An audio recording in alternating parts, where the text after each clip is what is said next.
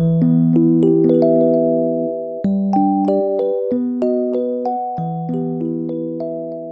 guys, welcome back to Too Cool for Middle School. Last week I went to this really great training called Restorative Practices. Some of you may have heard of it or been to it before. And sometimes I'm not a huge fan of trainings, especially when they pull me away from my class for a few days. I really want to make sure that it was worth it to be out that long. And this one definitely was. I really liked it. I thought that everything we learned was really relevant for the classroom and things that I could implement right away. I think that these principles that I learned are things that I could just carry on with me in my teaching forever. And I think that for new teachers, these are really good principles to have in your mind as you get started. I thought that I would just break down a couple of the cool things that I learned in that training and break it up into a few different videos and just share them with you. I am not an expert by any means. I only went to a training for 2 days and I haven't even tried this in my classroom yet. But I just thought that in case there are people who never get a chance to go to this type of a training, I could just share with you a little bit of what I learned. This is one of the books that we got, the Restorative Practices Handbook. And actually before I had heard of Restorative Practices, I had heard of Restorative Justice. And I think that is more for administrators and people who are dealing with, kind of the extreme end of behavior, with suspensions and expulsions and stuff like that. And it's more of a discipline method. But the restorative practices are things that you can do with your whole class, behavior problem or not. You can do this with everybody, and it really just fosters community in your classroom. So it helps with classroom management and with behavior, but then almost more importantly, it creates an atmosphere in your classroom where students can learn better. So they're actually going to feel safer and want to be there and want to pay attention and want to help each other, want to learn from you, and so their learning outcomes are going to be a lot better too. The baby's over there on his mat gurgling and making noises, so if you hear weird sounds, that's him. So on the first day we went over a lot of the theory behind this type of classroom, and one of my favorite little charts that we looked at was called the social discipline window, and so I'll insert a little picture on one of the sides here. And so it has an x-axis and a y-axis, and one is control and one is support. Those are the two things that as a teacher or even a parent you're supposed to be giving kids. So down in the corner is low control and low support. So this is teachers who maybe just hand out some worksheets and then sit behind their desk and do something else. So you're not really reinforcing your rules or following through with your rules. Maybe you kind of let bad behaviors go, kind of overlook them. But then at the same time, you're also not really supporting the curriculum. Maybe you're just telling kids things once, and this is how you divide fractions. Got it? Good. Okay. And so kids aren't really learning. They're also not going to have great behavior in your classroom, and then this is very stressful for the teacher too. Unless they're just totally checked out, but you can't really get your kids to do anything, and maybe you're wondering why they're not learning anything and wondering why they act like such jerks all the time. If you have low control and low support, that's probably just how it's going to be. And again, you can apply all of these things to parenting. So if you really don't have a lot of rules or structure for your kids, and you don't support teaching them how to be a person in this world and how to treat people and how to be successful, then it becomes kind of a neglectful attitude towards students or towards your own kids. Now over on the x-axis a little further is high support but low control. So these are sometimes the teachers that are really buddy-buddy with their students. They just like to be friends with everyone. They just kind of want all rainbows and butterflies all the time. And so sometimes learning occurs, but this is just a really unstable way to run a classroom or to parent. When students think that they're your friend, and sometimes students just kind of try and put this on you, they just see you as their friend and you're no, I'm not, but they think you are. then like the one time that you do ask them to do something beyond what they feel like doing, or when you do have to discipline them, they feel like extra betrayed, and then they all of a sudden hate you and like turn in the other direction. It kind of backfires. Also, it's just very hard to go from like low control to suddenly wanting high control. If you haven't, asked your kids to be quiet all year, and then an administrator walks in and you're like, hey, be quiet, they're probably not really going to. And even with like your own kids, it's going to be hard to like just randomly enforce rules on them if you haven't before. So it's really hard to move like from low control to high control. So that high support, low control really doesn't work. Plus, there are going to be kids that like really resent you for the fact that you don't control the class, and it's kind of a safety issue. Like there are going to be kids that are like taking things from other kids or smacking other kids or just annoying them and preventing them from learning. And those kids that really want to learn are going to resent you because you haven't created an atmosphere where they really can. So then diagonal from that box would be high control but low support. And I think this is the box that like I tend to fall into sometimes.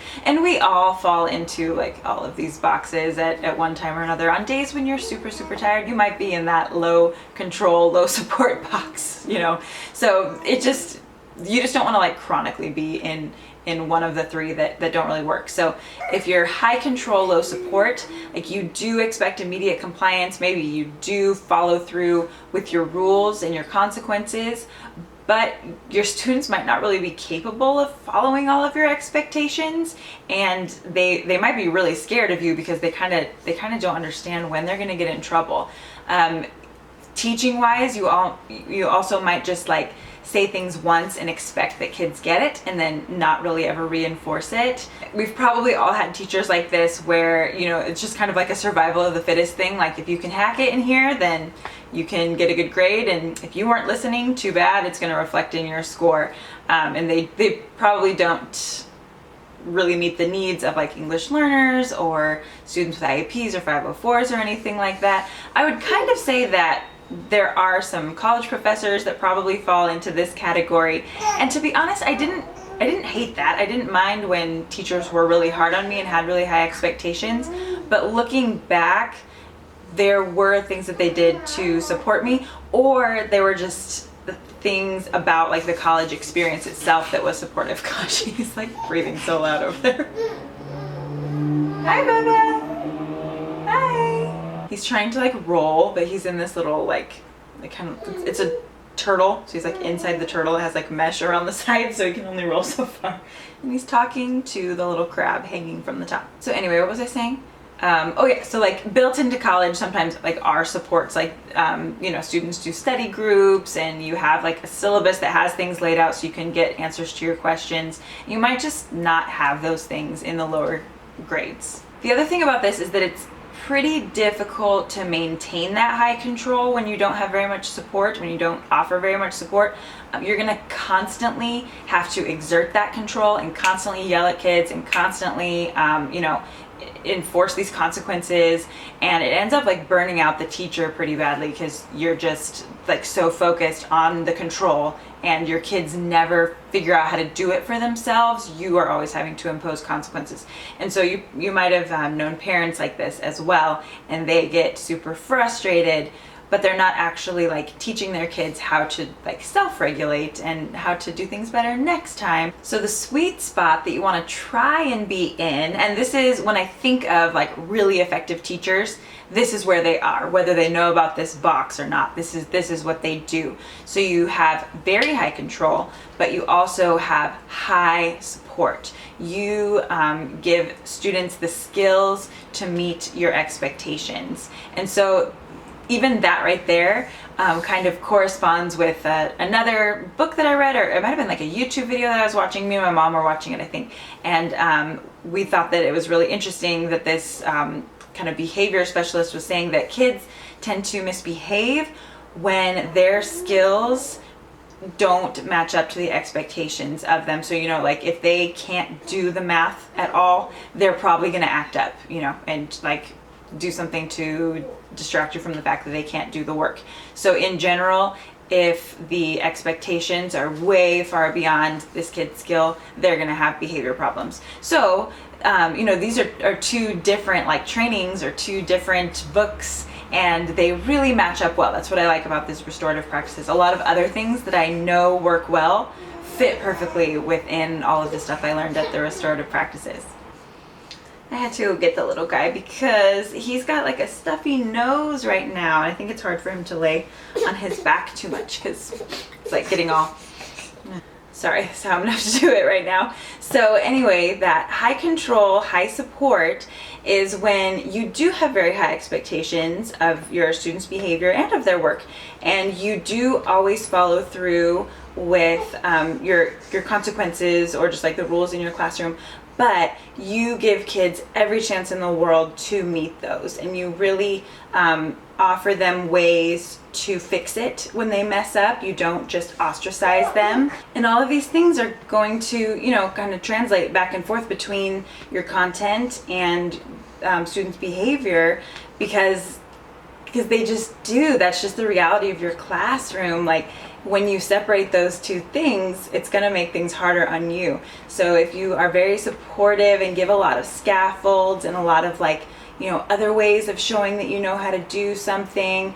in your curriculum, then, and you see that it works, then you can be doing that in your behavior management too. And like in your community building, that's a big thing with restorative practices. So my husband, for example, is one of the most effective teachers that I know. He's been in elementary school settings, middle school, high school, and he always is successful because this works on any age of students. He's never gone to this training or anything, but this is just where his discipline model fits, is in that sweet spot box that you want to be in. He has super high expectations. He runs his class like a military unit, like they're literally in lines, and they like have calls and responses, and it's a pretty high standard that the kids have to live up to, but they can do it. He teaches them how. They don't even really do real PE, games and stuff for the first couple of weeks, like maybe 2 or almost 3 weeks, because he's teaching them how to do everything the way that he says to do it. And they have squads, and they have team leaders, and they have like peer leaders that help them to do things, and people that they can watch, and they do everything together. And so they are able to meet his standards, and then they really like it. They like the challenge of getting in their lines and doing things, forward and then backward, and it works really, really well. And if you think back to some of your favorite teachers, they probably did this also. They had high standards for you, and they challenged you and actually taught you something new, but they helped you along the way. They didn't just let you like flounder and fail without giving you any way to pull yourself back up. So this is where I want to be, and I feel like, for the most part, this is where I am. When I'm at my best, I am doing both of those things. There are times when I fall into the other boxes, I think, for sure, but this is where I want to be. And the other thing about it too is that you have to be extremely fair, extremely equitable. So the consequences are the same for everyone. You don't treat anybody any differently. Students, especially middle school students, are obsessed with fairness, and they know instantly if somebody is, being treated differently than them or getting an advantage over them. And so that's why, sometimes you have to treat things a little bit robotically, and you can't be super like emotional and reactive to things, because you have to have control. Like the kids don't control you.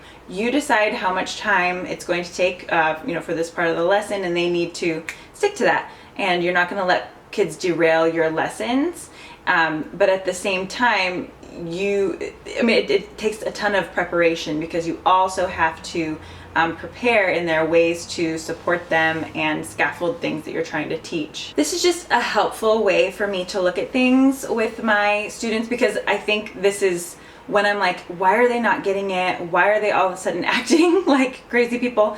It's because I'm still exerting high control, but I have forgotten to provide the support that I needed to provide. Or, like I thought that I did. I thought that this was easy enough and they should get it, but they don't. And so that's on me. I need to provide that support. And then they will produce what I need them to produce, and they will act responsibly and respectfully. And so this is just a cool way for me to think of it. And even as a new mom, right, this is something that I definitely want to make sure to do with my kids. You don't want to just be their friend all the time, because that disserves them. That's not going to be good for them in the long run. And even kids understand that. I've talked to a lot of students about that, where they understand that when there are really permissive parents, that the kid doesn't turn out well and things don't go well. But then at the same time, if you're just a total disciplinarian and you're always yelling, it wears you down and it hurts your kids. It hurts your relationship with your kids. It probably hurts your relationship with your spouse, especially if they aren't in the same box. And doesn't it seem like spouses tend to be in different boxes? Like maybe one is high control, low support, and then the other is high support, low control. And then, that's when the kids go back and forth between mom and dad when they want different things, and then it pulls the parents apart. So I just feel like this little chart just kind of helps you visualize, how you want to be as a teacher or parent. Where do you see yourself falling into, if you're not trying to be in that high control, high support box? Because none of us naturally are in that box. We have to work for it. It takes preparation, and it takes a purposeful mindset to be in that box. And so none of us are going to be there if we're not working toward that. So where do you fall, and how do you remind yourself to pull yourself out of there? And I'm also curious, if you have kids and you're a teacher, are you one way with your students and then one way with your own children? Because I feel like I see that a lot, and I wonder if that's just the people I know, or if that's like a common thing. I hope I'm not that way. I'm going to try and be in that sweet spot as a teacher and as a parent. So I will make a couple more of these videos about some of the cool things that I learned in restorative practices. And again, if you ever have the chance to go to one of their trainings, I highly, highly recommend it. I think they are great. I'm a big fan, and I'm going to start implementing some of these things into my classroom, and I'll let you know how that goes. So I hope you're having a wonderful day. Thank you for watching, and yeah, this kid just, he's out on my shoulder, so I'm gonna go put him down for a nap. So anyway, thank you again for watching. Talk to you soon.